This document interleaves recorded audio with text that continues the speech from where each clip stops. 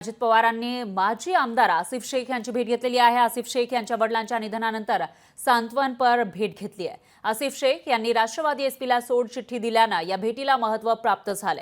आसिफ शेख हे मालेगावमधून अपक्ष लढण्याच्या तयारीत आहेत आणि त्याच आसिफ शेख यांची अजित पवार यांनी भेट घेतल्यानं आता आसिफ शेख अजित पवारांच्या गळाला लागणार का अशी चर्चा सुरू झालेली आहे। तर आसिफ शेख जे माजी आमदार आहेत त्यांची भेट राष्ट्रवादीचे सर्वेसर्वा आणि उपमुख्यमंत्री अजित पवार यांनी घेतलेली आहे। त्यामुळे आता नुकतंच राष्ट्रवादी शरदचंद्र पवार पक्षाला सोडचिठ्ठी दिलेले आसिफ शेख हे अजित पवारांच्या राष्ट्रवादीच्या गळाला लागणार का अशी चर्चा सुरू झाली आहे।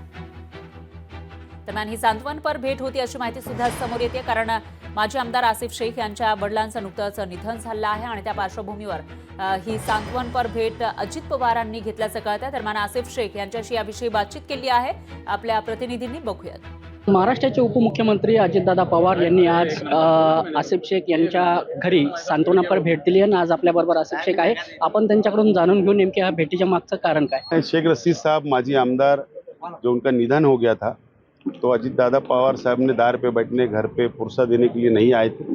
इसके लिए उनका नासिक से धुलिया दौरा था। इसके लिए उन्होंने आधा घंटे का समय परिवार के साथ बिताया है और हमको हिम्मत देने का काम किया है। और शेख रशीद साहब और अजितदादा पवार साहब का 10 वर्ष उन्होंने साथ में काम किया है। शेख रशीद साहब आमदार थे, दादा मंत्री थे। उस वक्त का जो उनका अनुभव है वो हमारे साथ उन्होंने शेयर किया और हमको हिम्मत देने के लिए आज वो आए थे दार पे बैठने के लिए।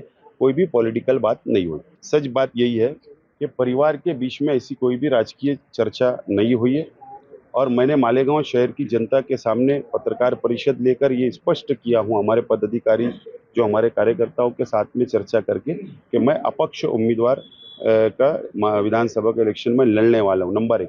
नंबर 2, एक इंडिया अलायंस है, एक एनडीए अलायंस है और इंडिया अलायंस के लिए तीनों पक्ष यहाँ पर दावा पेश कर रहा था और मैं ये चाहता हूँ कि हमको कार्यकर्ताओं को कोई कन्फ्यूज़न नहीं होना चाहिए, शहर के आवाम को कोई कन्फ्यूज़न नहीं होना चाहिए।